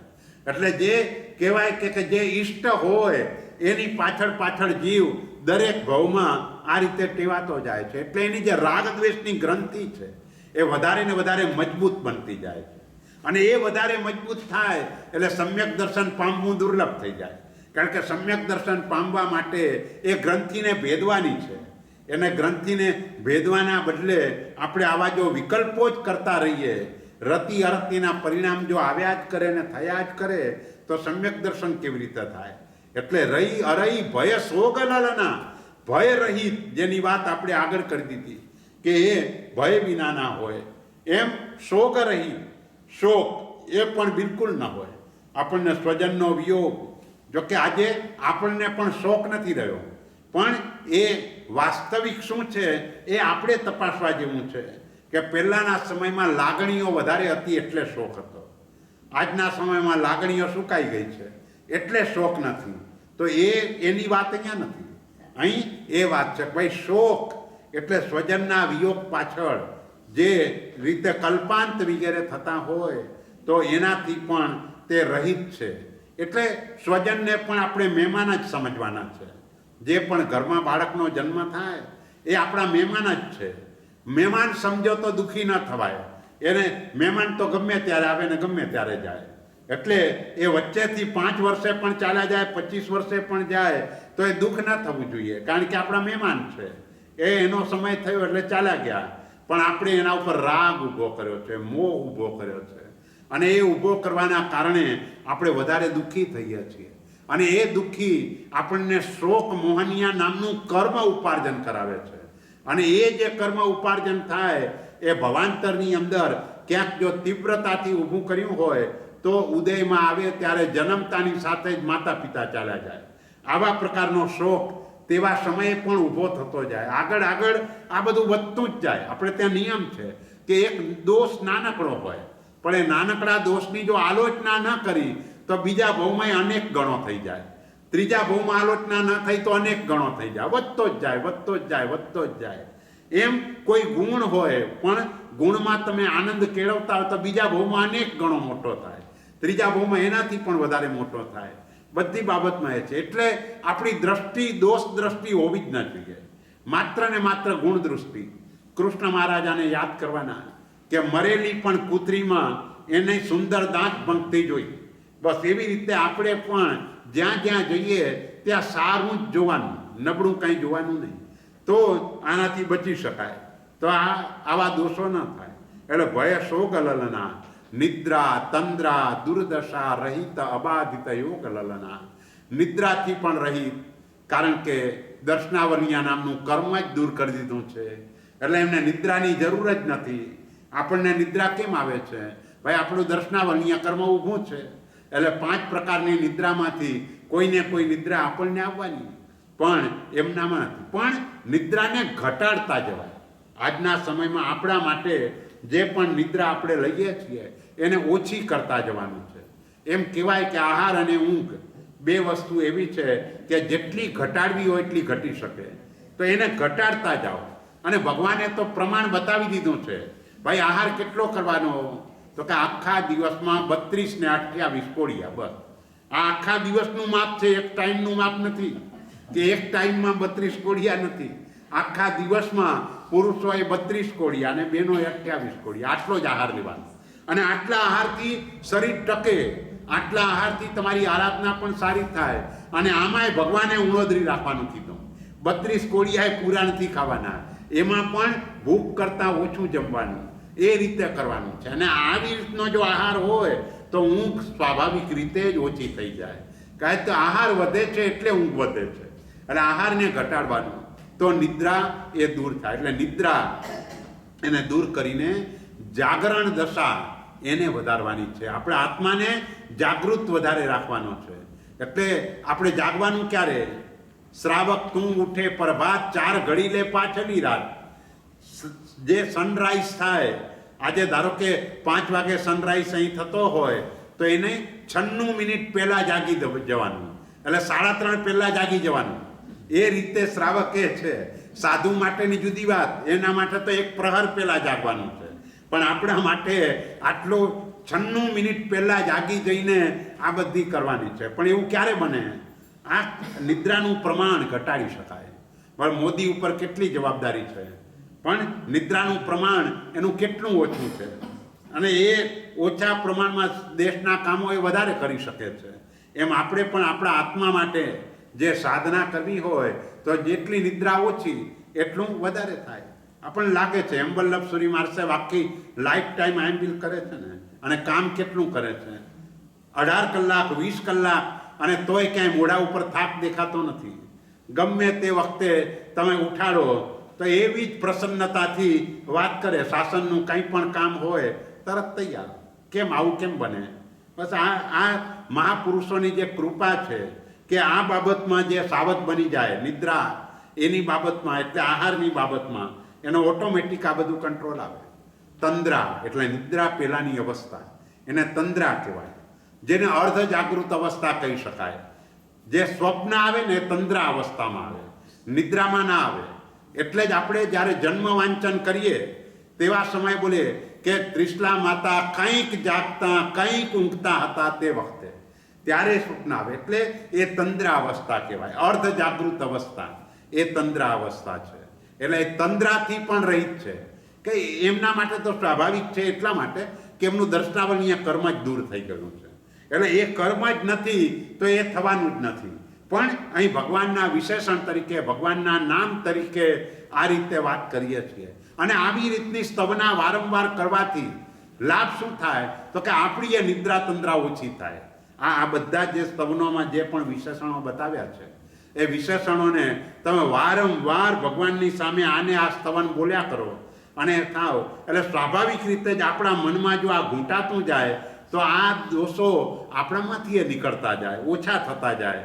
પણ એને લક્ષ્યથી આપણે એ રીતે બોલીએ તો એ રીતે થાય. એટલે નિદ્રા તંદ્રા દુર્દશા એ તો હોય જ નહીં. કોઈ પણ પ્રકારની દુર્દશા, ઘાતી કર્મ બધા જ ચાલ્યા ગયા છે, એનાથી રહિત. અબાધિત યોગ લલના, અને અબાધિત યોગ, એના યોગ મન વચન કાયા જ્યારે વિચરતા હોય તેવા સમયે પણ કોઈ પણ પ્રકારની પીડાને પામતા નથી. ગમે તેટલો વિહાર હોય કે ગમે તેટલો સમય દેશના આપવાની હોય કે ગમે તેટલા પ્રશ્નોના જવાબો અનુત્તર વિમાન વાસુદેવને આપવાના હોય તો પણ એના મન વચન કાયા એને ક્યાંય પીડા થતી નથી. અબાધિત યોગ લલના પરમ પુરુષ પરમાત્મા પરમેશ્વર પરધાન લલના પરમ પદાર્થ પરમેષ્ટિ પરમ દેવ પરમાણ લલના શ્રી સુપાસજીન વંદીએ. પરમ પુરુષ એટલે શ્રેષ્ઠ પુરુષ. નમુત્થુણમાં લોગુત્તમાણમ વગેરે પદો બોલીએ છીએ. પુરુષોત્તમાણમ લોગુત્તમાણમ એમાં ભગવાન પણ પુરુષોમાં ઉત્તમ છે. એ રીતે પરમ પુરુષ શ્રેષ્ઠ પુરુષ, પરમાત્મા શ્રેષ્ઠ આત્મા. જે ત્રણ આત્માની વાત સુમતીનાથ ભગવાનના સ્તવનમાં કરી હતી, બહિરાત્મા, અંતરાત્મા અને પરમાત્મા. બસ આ પર પ્રભુ એ પરમાત્મા છે, અત્યંત ઉચ્ચ કોટીનો આત્મા છે. પરમેશ્વર પરમ ઈશ્વર એટલે પરમ શ્રેષ્ઠ સ્વામીપણું એ પણ એમનામાં છે. પરધાન એટલે પણ શ્રેષ્ઠ. પરમ પદાર્થ શ્રેષ્ઠ પદાર્થ, પદાર્થ એટલે આત્મા, ત્યાં કને આત્માને પણ એક પદાર્થ કહેવાય તો શ્રેષ્ઠ આત્મા. પરમેષ્ટિ, પરમેષ્ટિ એટલે અતિ ઉત્તમ સ્થાને બિરાજમાન જે પણ આત્માઓ હોય ને પરમેષ્ટિ કહેવાય. એટલે આપણે 5 પરમેષ્ટિ કહીએ છીએ. એ 5 પરમેષ્ટિ એટલે આ દુનિયામાં ઊંચામાં ઊંચા સ્થાન કોઈ હોય તો આ 5 જ છે. આના સિવાય કોઈ ઊંચું સ્થાન નથી. એનું કારણ એ છે કે આના પછીના જે સ્થાનો છે એ બધા સંસારમાં છે, અને સંસારમાં સટકાય જીવોની વિરાધના તે સહજ હોય. એટલે આ 5માં ક્યાંય વિરાધના જ નથી. અરિહંત સિદ્ધ એમને તો પોતાનું કામ કરી લીધું, પણ આચાર્ય ઉપાધ્યાયને સાધુ એ પણ નિષ્પાપ જીવન જીવે છે. એટલે નિષ્પાપ જીવન જીવે એ પરમેષ્ટિ છે. અહીં ગૃહસ્થ ગમે તેટલો ઉત્તમ કોટીનો હોય, પછી એ વસ્તુપાળ તેજપાળ હોય, વિજય શેઠ શેઠાણી હોય કે કોઈ પણ હોય, આ બધા આખરે તો સંસારી છે. સંસારમાં બધી પ્રવૃત્તિ કરવી પડે, એમાં આ જીવોની વિરાધના વગેરે થાય. એટલે અહીં એમ કહ્યું કે ભાઈ આ પરમેષ્ટિ અને પરમદેવ શ્રેષ્ઠ દેવ. શ્રેષ્ઠ દેવ એટલે દેવાધિદેવ. પેલા દેવલોકના દેવો જુદા. આપણે સિદ્ધાણમ બુદ્ધાણમ તમ દેવ દેવ મહિયમ, તે દેવના પણ દેવ એટલે ઇન્દ્ર, એનાથી પૂજાયેલા. તો ઇન્દ્રના પણ દેવ એટલે દેવાધિદેવ. એટલે દેવ જુદા, દેવદેવ જુદા અને દેવાધિદેવ જુદા. દેવ એટલે વૈમાનિક દેવો કે ભવનપતિ આદિ દેવો. દેવ એટલે દેવના દેવ એટલે ઇન્દ્ર, અને દેવાધિદેવ એટલે પરમાત્મા. તો આવા પરમદેવ અને એ પ્રમાણ રૂપ છે. પરમાણ એટલે પ્રમાણ, એટલે એમનું બધું જ પ્રમાણ રૂપ છે. જે પણ બોલે છે એ બધા જ એક પ્રકારનો સિદ્ધાંત છે. સિદ્ધાંત શબ્દનો અર્થ જે સિદ્ધ થયો છે અંત જેનો, એને સિદ્ધાંત કહેવાય. અને આ પરમાત્માના વચનો બધા જ ત્રિકાલાબાદી. ક્યાંય કોઈ વચનમાં 3 કાળમાં ક્યાંય ફેરફાર ન થાય.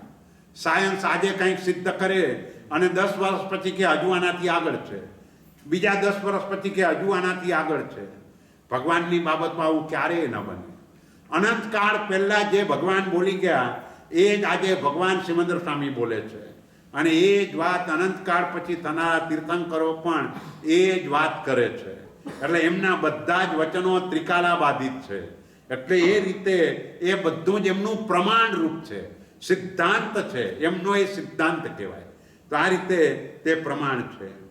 વિધિ વિરંચી વિશ્વંભરુ ઋષિકેશ જગન્નાથ લલના અઘહર અઘમોચન ધણી મુક્તિ પરમ પદ સાથ લલના શ્રી સુપાસજીન વંદીએ. વિધિ એટલે નસીબ, ભાગ્ય, એને આપણે વિધિ કહીએ છીએ. એટલે વિધાતા. તો આ વિધાતા પણ ભગવાન છે. જોકે વ્યવહારિક રીતે બોલે છે કે ભગવાને જે કરે તે બરાબર, પણ ભગવાન કંઈ કરતા નથી. બધું જ આપણા કર્મથી એ રીતે બને છે. એટલે વ્યવહારિક દ્રષ્ટિએ વિધિ એટલે નસીબ, ભાગ્ય એનું ઘડતર કરનાર એટલે વિધાતા, તો એ પણ આ પ્રભુ છે કે એની ભક્તિ કરો તો ભાગ્ય તે રીતે ઘડાય, ભક્તિ ન કરીએ તો એની આજ્ઞાનું પાલન ન કરીએ તો એ રીતે ઘડાય. વિરંચી, વિરંચી એટલે બ્રહ્મા, એને વિરંચી કહેવાય. વિશ્વનું ભરણ પોષણ કરનાર એ બ્રહ્મા. આ વિરંચીનો જુદો અર્થ છે. પછી વિશ્વમભરું એટલે વિશ્વનું ભરણ પોષણ કરનાર તે બ્રહ્મા.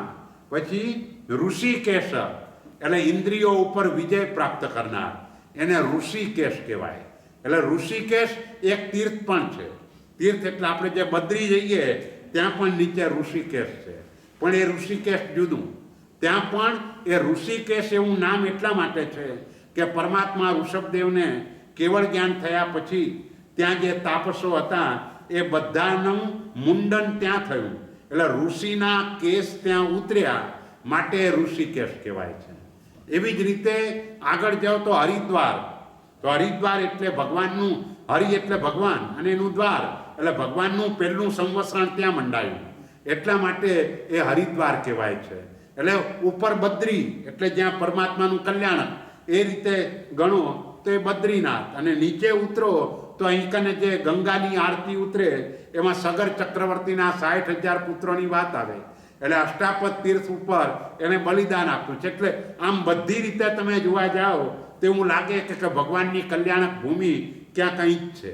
અને એ રીતે આ છે. પણ અહીંયા ઋષિકેશનો અર્થ એ છે કે ઇન્દ્રિયો ઉપર જેમણે વિજય પ્રાપ્ત કર્યો છે, પાંચે ઇન્દ્રિયો એના જે વિજેતા છે. જગન્નાથ, જગતના નાથ, એ જગન્નાથ લલના. અઘહર, અઘ એટલે પાપ, પાપને જે દૂર કરનાર છે એને અઘહર કહેવાય.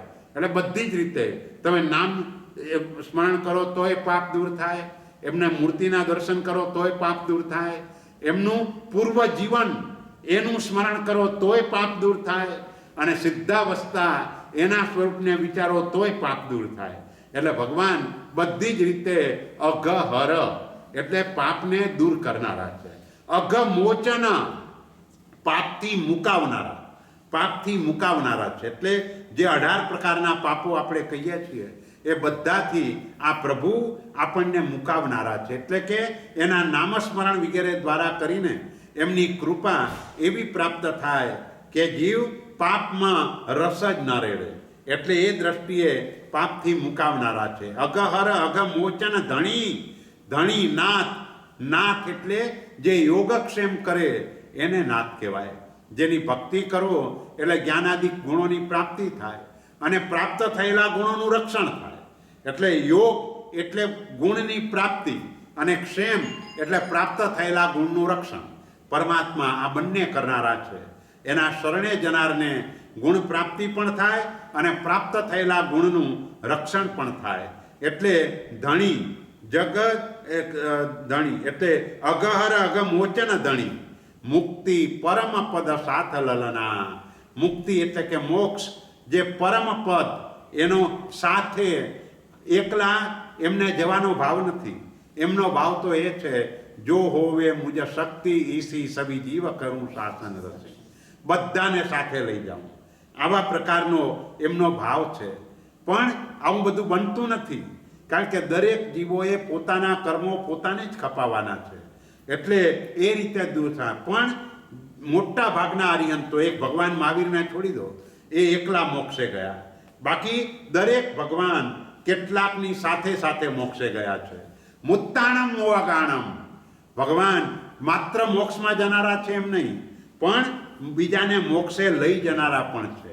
એટલે આ ચારે બાબતમાં જીણાણમ જાવયાણમ, તિન્નાણમ તારયાણમ, બુદ્ધાણમ બોહયાણમ, મુત્તાણમ મોગાણમ. એટલે પોતે જીન બન્યા છે પણ બીજાને પણ જીન બનાવનારા છે. પોતે સંસાર સમુદ્ર તરી ગયા એટલે વિતરાગ બની ગયા તેમ બીજાને પણ બનાવનારા છે. બુદ્ધાણમ પોતે કેવળ જ્ઞાન પામી ગયા પણ બીજાને પણ પમાડનારા છે. પોતે મોક્ષમાં ગયા પણ બીજાને પણ લઈ જનારા છે. અને એ રીતે પણ થાય. પોતે અરિહંતની ભક્તિ જીવને અરિહંત બનાવી દે. તો આ ભગવાન મહાવીરની ભક્તિ કરનાર 9 આત્માઓ એવા છે કે આવતી 24મીમાં તે પણ અરિહંત બનવાના છે. એ ભગવાને એક 24માંથી 9ની ભેટ ભગવાન મહાવીરે આપી. એટલે આ ભગવાન મહાવીર એની જે લોકોએ આવી રીતે ભક્તિ કરી, પછી એ રેવતી શ્રાવિકા હોય કે શ્રેણિક મહારાજા હોય, આ બધાનો આવતી 24મીમાં આ તીર્થંકરો થવાના છે.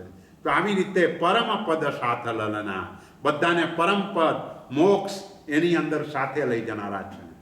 એમાં અનેક અભિધાધરે અનુભવ ગમ્ય વિચાર લલના, જે જાણે તેહને કરે આનંદ ઘન અવતાર લલના.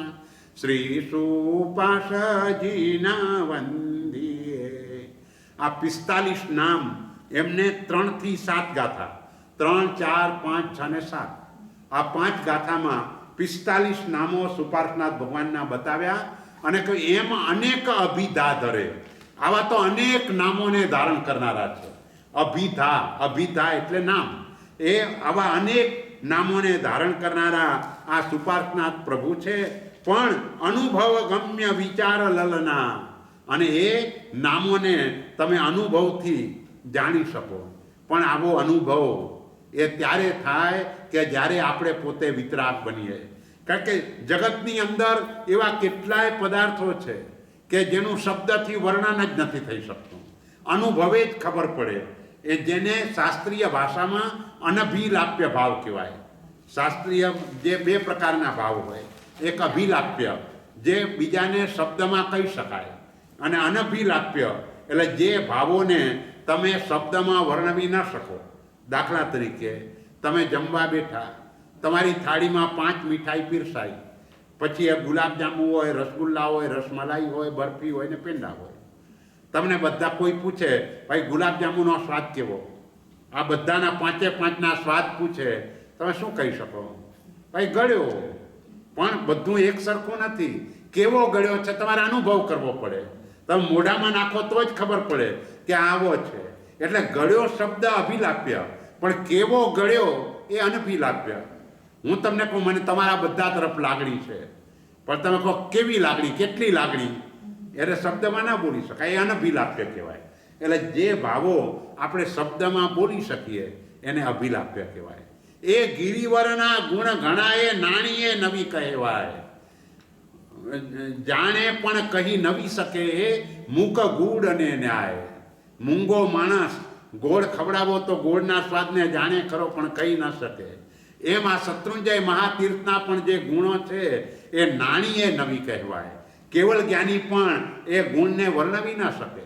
એટલે અનભિલાપ્ય ભાવો કે જેનું શબ્દમાં વર્ણન ન થઈ શકે, અનુભવે જ સમજાય. એમ ઘણી બધી બાબતો આવી છે. સપક શ્રેણીના અધ્યવસાયો અને આ બધું અનુભવથી જ સમજાય. જ્યારે આપણે ત્યાં કને પહોંચીએ ત્યારે આપણને ખબર પડે. એટલે તીર્થંકર પરમાત્મા પણ કોઈને સુધારી શકતા નથી. સંવત્સરણની અંદર આવે, બિરાજમાન થાય, દેશના આપે, બસ પછી કોઈને સુધારવાનું કામ એમનું નહીં. એ માત્ર સમજાવી દે ભાઈ આ કરવા જેવું છે. ભાઈ સામેની વ્યક્તિ કરે તો ઠીક, ન કરે તો કંઈ નહીં. એટલે કોઈને સુધારી શકતું નથી. દરેકનો જે પુરુષાર્થ હોય એ પુરુષાર્થથી તે જીવ આગળ વધી શકે. એટલે મહાપુરુષો આવા પ્રકારનો પ્રયત્ન કરે, સમજાવવાનો, માર્ગને સમજાવે. ભાઈ આમ જવાથી આગળ વધાશે. જેમ સમ્યક દર્શન પામવું, ભાઈ જીવ તરફ મૈત્ર્યાદિ ભાવો, પૂતગલ ઉપર અનિત્યાદિ ભાવો, આવા પ્રકારના ભાવોથી ભાવિત થાવ, ત્યાંથી શરૂઆત કરો. એ ખાલી આટલું બોલીને છોડી દેશે, પણ એ મહેનત તો આપણે કરવાની છે. જો એ ભાવોની મહેનત આપણે ન કરીએ તો કાંઈ સમ્યક દર્શન થવાનું નથી. એટલે એમનું કામ માત્ર દિશા બતાવવાનું છે. એટલે કોઈ પણ મહાપુરુષો એ માત્ર દિશા સૂચન કરે. ભાઈ પુરુષાર્થ તો આપણે કરવાનો છે. એ આપણે પુરુષાર્થ કરીએ તો આગળ વધીએ. એટલે અનુભવ ગમ્ય વિચાર લલના, આ બધું અનુભવે જ સમજાય એવી બધી વાતો છે. જે જાણે તેહાને કરે આનંદ ઘન અવતાર લલના. જે આવી રીતે જાણે એને આનંદ ઘન અવતાર. એટલે આમ આનંદ ઘન એટલે મોક્ષ, એ કરતે કરવાનું. અને અહીંયા આનંદ ઘન મુનિ જેને રચના કરી છે એ રીતે મુનિ અર્થ લઈએ. પણ અહીં આનંદ ઘન એટલે આનંદનો સમૂહ. મોક્ષમાં આનંદનો સમૂહ છે. એટલે આવો અવતાર કે જે અહીંથી આપણાથી 7 રાજલોક દૂર છે, આટલું બધું અંતર. ગઈકાલે કહ્યું તું તુજ મુજ અંતર અંતર ભાંજશે વાધશે મંગલ તુર. તો આ બે વચ્ચેનું અંતર અત્યારે 7 રાજનું છે. આપણે અહીં બેઠા છીએ, ભગવાન 7 રાજ ઉપર સિદ્ધશિલા છે એના ઉપર બેઠા છે. બસ આપણે આ અંતરને દૂર કરવાનું છે અને અંતર અહીંથી જ દૂર થશે. એ અંતર ધારો કે તમે અનુત્તર વિમાનમાં ગયા, ત્યાંથી બહુ નજીક છે, પણ ત્યાંથી નહીં જાય, અહીં જ આવવું પડશે, અહીંથી જ જવાશે. જેમ તમે મારી સામે જ બેઠા હો, હું તમને ફોન કરું તો પેલી ઘંટડી એક્સચેન્જમાં જ વાગે, પછી જ તમારી વાગે. એક્સચેન્જ ભલે દૂર હોય, તમે મારી સામે જ ભલે હો. એમ આ પણ આ એક્સચેન્જ આ જ છે. મોક્ષ અહીંથી જ જવાય, ત્યાંથી ભલે ગમે તેટલું નજીક હોય, મોક્ષ ત્યાંથી નથી થવાનું. એટલે પ્રયત્ન કરવા માટેનો આ જ એક જન્મ છે કે આની અંદર જ તમે આ પ્રયત્ન કરી શકશો. બીજા કોઈ જન્મમાં આવો પ્રયત્ન થવાનો નથી. એટલે આ મહાપુરુષોની કમાલ કેવી છે આનંદગંજી મહારાજાની, કે દરેક સ્તવનમાં જુદો જુદો વિષય પકડી અને કેટલી સરસ મજાની વાત કરે છે. ચંદ્રપ્રભ સ્વામી ભગવાનના સ્તવનની અંદર આખા જીવ વિચાર આવી જાય. સુવિધિનાથ ભગવાનના સ્તવનમાં આખું ભાષ્ય આવી જાય, ચૈત્યવંદન ભાષ્ય. દેરાસરની આખી વિધિ બધી 10 સ્ત્રીક ને 5 અભિગમ ને બધું આવી જાય. એટલે શીતલનાથ ભગવાનમાં આખો સ્યાદવાદ આવી જાય. એટલે બધી રીતે આ રીતે એક એક સ્તવનની અંદર જુદા જુદા વિષયોને પકડી અને ગુજરાતી ભાષામાં બહુ સરસ રીતે સમજાવવાનો પ્રયત્ન કર્યો છે. પરમાત્માની આજ્ઞા બોલે તો મિચ્છામિ. શિવમસ્તુ સર્વ જગત પરહિત નિરતા ભવન્તુ ભૂતગણા દોષા પ્રયાન્તુ નાશમ સર્વત્ર સુખી ભવતુ લોકઃ. બોલો શ્રી પાર્શ્વનાથ ભગવાન કી જય.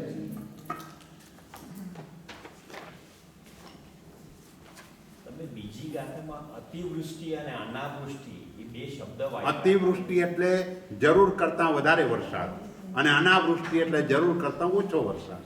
એ અતિવૃષ્ટિ ને અનાવૃષ્ટિ.